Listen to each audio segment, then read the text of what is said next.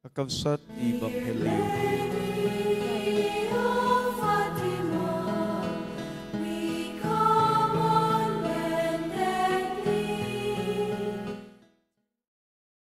Dungdungay kakabsat kinigayam ti pamati, na imbag nga bigat kada kay amin. Kung natay manapo, bawat gising is a great blessing. Italyaw mo man di kaabay mo. Magandang morning. Kit kung natay manapo, tibagbagi tayo, I love my family. I ayatek ti pamilya. Kit ipuk kamo mo tinapigsa, my greatest blessing. Palakpakan tayo na po, Diyos. Who I am, what has made me, and where I am now is because of my family. Siya sino akita, ikababalin ko, ken anya nga saad tibiyag ko, ket gapo iti nagtaudak, ken naggapwak, ken gapo ti pamilya. Nang damili kaniyak, na magbalin kaniyak, ken nang sursuro dagiti napateg nga adal ti biag. Ti may kaduang aldaw ti misa di Galio, ket pakabuklan ti kapututan ken kapuunan ni Jesus. Ket nasawen ni Jesus nagtaod ken naggapu ti maysa a pamilya. Numan pay kuna tayo nga nabukel ken salaysayan na iti Ebanghelyo, kati nagtaudan nga pamilya ni Jesus ket addamet latta ti pakasarsaritaan da. Pamilya met nga adu ti nagdaldalanan na. Pamilya met nga adu ti karit nga sumangbay ti biagda. Manipod ti kapuunan ni Abraham, manipod ken David, ken Jose, nga isu ti asawa ni Maria. Nga nukuna tayo, kasla metlang kada tayo. Nga ti pamilya tayo, papaspasaran ti naduma-duma nga karit ti biag. Ha? Apo? Ano maminsan, isu ti makagapu no apay nga mamagsina, masaya-saya, masina-sina ti pamilya. Itunggal pamilya addaan ti istoryana. Kaduma-duma nga panubok ti biag, nga sadyay mapadasan tay ti masina-sina, ken karunaan, mapukaw, ti ayat ken namnama.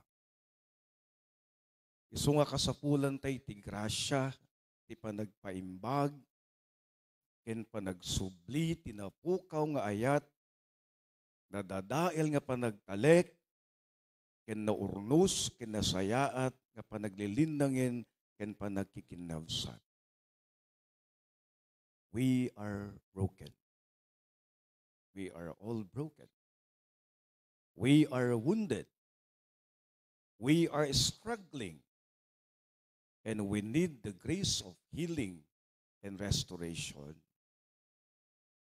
We experience woundedness, the loss of love, the loss of hope. And we need to restore that confidence and hope. As our family is the beacon of light, a torch to illuminate our way so that we can find ourselves again in the midst of a storm. Kankanayan na po, I think this is one of my favorite gospel, and especially one of the most favorite day of Misa Aguinaldo, because it's about family. It always reminds me when we have lost our way and our sense of purpose, the joy of self-giving, the importance of breaking bread together, and having fun with family members and friends. Ti pamilya tayo, sinurusuruan na tayo nga agtalek ti bagbagi tayo ken agnamnamay ti biag. Amen?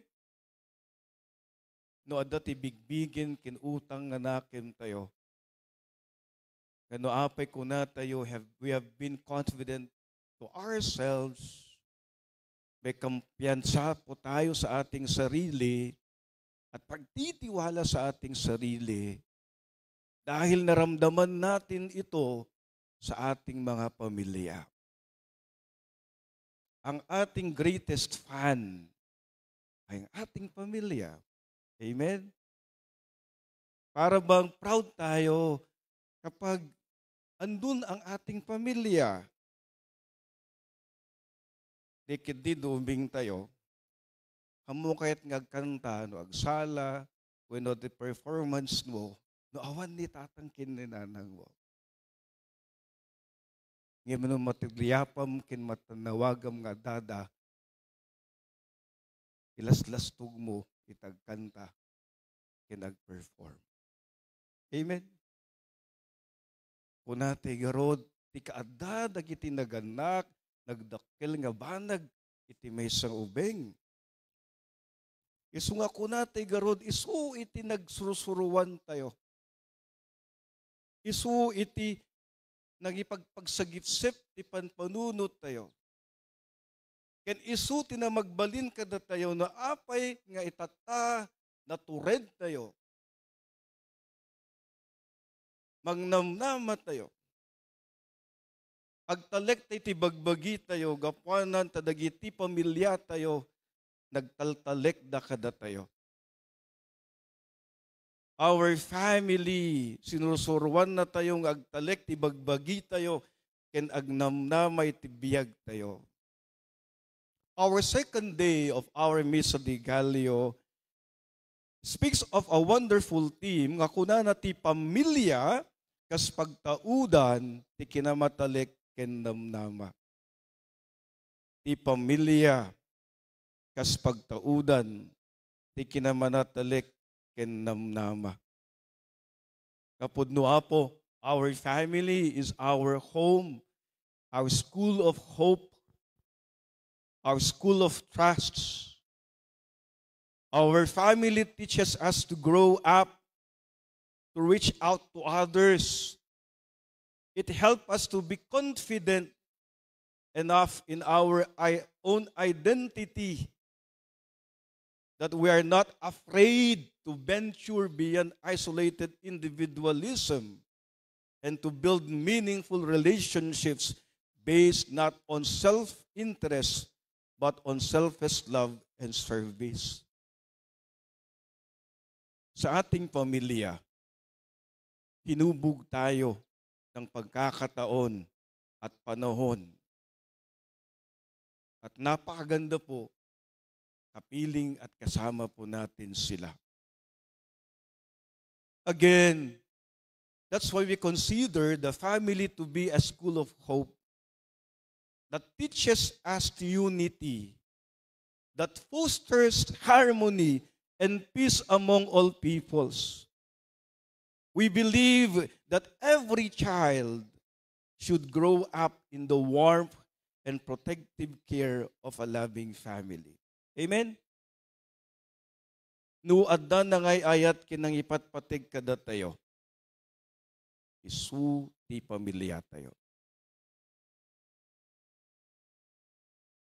Isu ti kunada, the persons that you have loved most surely will hurt you the most. The persons that you have loved dearly will hurt you the most. And this is your family too. Isu akon ko na tayo, ti pamilyak isu ti biyag ko. My family is everything. Amen? Kayo man na po, my family is everything. My family is my everything. Nagpintas man na po. So, apay, ti liturhiya, ti Misa de Gallo. napatiglaunay iti pamilya. Kapwanan iti puso na Apo Jesus, pamilya ti kangrunaan, nga isidig kenkwana. On the second day of Misa de Gallio, we pray that all families may be a home where hope and love are being nurtured. We also pray that all families may find time again to be reunited and reconcile each other. Amen. Tumakder tayan.